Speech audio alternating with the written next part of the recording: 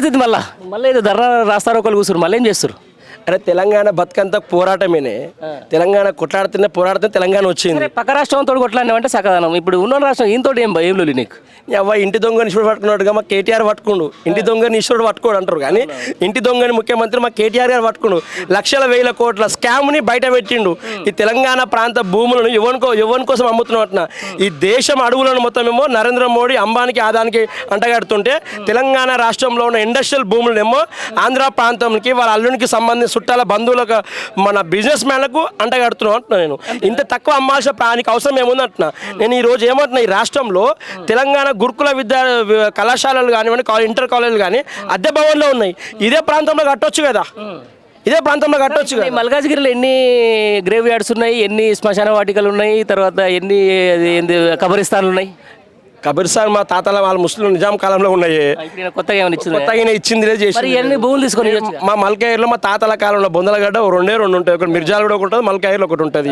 అంతే తప్ప ఏం లేదు. అటువంటి వేసుకోవచ్చు కదా. లేకపోతే మీలాంటి జర్నలిస్టులో గిల్లులు ఇస్తా అని చెప్పి అన్నారు కదా, జర్నలిస్ట్ కాలనీ పెట్టవచ్చు కదా. పోలీస్ వ్యవస్థకు ఒక ఆఫీస్ లేవని చెప్తారు కదా. మా కుషాగూడలో మా మల్కాయ మోలాలి అలాగా పీస్ అవుతుంది. వాళ్ళు రెంట్ భవనం పెట్టారు, ట్రాఫిక్ రెంట్ భవనం ఉంది. అది ఇక్కడ సొంత భవనం పెట్టండి.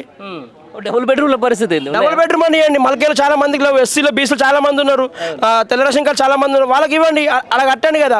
ప్రైవేట్ కార్పొరేట్ సెక్టర్ కడితే, ఇప్పుడు ప్రైవేట్ కార్పొరేట్ సెక్టర్ కడితే వాడి ఇండస్ట్రీలో వస్తా అప్పుడు పొల్యూషన్ కాదా? అప్పుడు సోయలేదు ఆలోచన. నీకు ఈ ప్రాంతం వాసివే కదా నర్సింగ్, అంటే నీకు ఎంత దీనివల్ల ఏమైనా ఇబ్బంది అవుతుందా?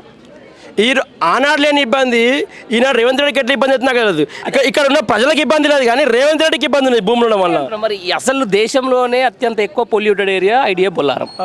అవునా కదండి? నిజంగానే ఒక చిత్తశుద్ధితోటి పనిచేసిన తర్వాత ఐడియా బొల్లారం అనేది అత్యంత ఎక్కువ పొల్యూటెడ్. ఎందుకు ఒక ఫార్మా కంపెనీస్ ఉంటాయి, అది మాత్రం జీవో నుంచి పక్కన పెట్టేసి మరి ఇంత గ్రీన్ జోన్ ఎందుకు దీన్ని ఇదేదో ఇండస్ట్రియల్ ఏరియా ఏది పడితే చేసుకోవచ్చు అంటున్నారు. మరి రేవంత్ రెడ్డికి దోచుకోవడానికి ఎక్కడ తెలంగాణ రాష్ట్రంలో ఖజానా లేదు.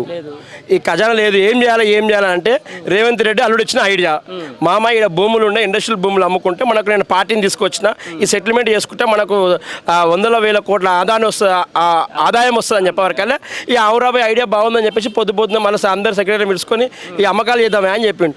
వాళ్ళ అందులో ఉన్న ఆఫీసర్లు చెప్పారు, సార్ దీనివల్ల మన రాష్ట్ర ప్రజలకు ఏం లేదంటే నేను చెప్పించేస్తావా నువ్వు చెప్పించేస్తావా అని చెప్పిన ఆఫీసర్లను కూడా. ఆఖరికి అటువంటి పరిపాలన ఉంది రాష్ట్రంలో అంటున్నాను నేను. ఎండ్ ఆఫ్ ద డే మరి దీనికి భూముల అమ్మకానికి అడ్డుకట్ట ఎట్లా అయిపోతున్నారు మీ పార్టీ నుంచి కానీ మీరు కానీ? ఒక్కటి ఎగ్జాంపుల్ చెప్తాన్నా, కొట్లాడితే తెలంగాణ వచ్చింది. మొన్న సెంట్రల్ యూనివర్సిటీలో భూములు అమ్ముతా అని చెప్తా అంటే కూడా ఒక ఆంధ్ర పార్టీ రాజ్యసభ సభ్యునికి వాళ్ళ దోస్తుకు అంటగాడతా అంటే కూడా కేటీఆర్ గారి నాయకత్వంలో హైకోర్టుకి వెళ్ళి స్టే తెచ్చి ఆపడం జరిగింది.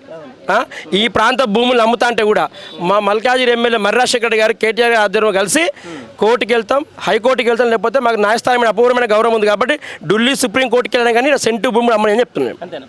పక్కా రైట్. ఇప్పుడు అది ప్రతిదీ జరుగుతుంది. లగచర్ల నుంచి ఇష్యూ మొదలు పెట్టుకుంటే రైతులకు మోసం, తర్వాత మహిళలకు మోసం, ఇప్పుడు యూరియా మోసం, ఇప్పుడు భూముల మోసం. మరి ఇన్ని మోసాల మధ్యలో మరి ఎట్లా మనగడ కొనసాగించడం జనం? ఒకటి గుర్తుపెట్టుకో అన్న, 1947లో మనకు స్వతంత్రం వచ్చినాక 1952లో భారతదేశంలో మొదటిసారి ఎలక్షన్ ఏర్పడడం కూడా కాంగ్రెస్ ప్రభుత్వం ఆనాడు కూడా తెలంగాణ ప్రాంతానికి అన్యాయం చేసింది. నల్గొండ నాగార్జున సాగర్ కట్టిన కాడ నుంచి కూడా అన్ని ప్రాజెక్టు విషయంలో తెలంగాణ ప్రాంతానికి సౌతల్లి ప్రేమ తప్ప సొంతల్లి ప్రేమ చూపించిన కాంగ్రెస్ పార్టీ కాదు. మోసాలకు care of address Congress party. Telangana ఆగమైంది కాంగ్రెస్ పార్టీ వలన. తెలంగాణ విద్యార్థి అంతమంది అమలు కావడం కారణం కాంగ్రెస్ పార్టీ. ఈరోజు తెలంగాణకు కాంగ్రెస్ పార్టీ అభివృద్ధి చేస్తా అంటే ఎవరు నమ్ముతారు, ఎలా నమ్ముతారు అని అంటున్నా. తెలంగాణ మేధావి వర్గంలో తెలంగాణ ప్రజలకు ఒకసారి మళ్ళీ ఆలోచించుకోండి.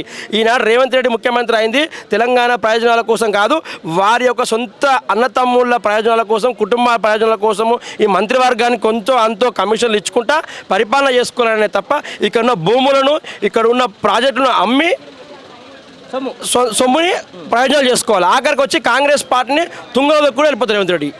అంతే పక్కా. అదే ప్లాన్లో ఉన్నట్టు. అదే ప్లాన్లో ఉన్నది.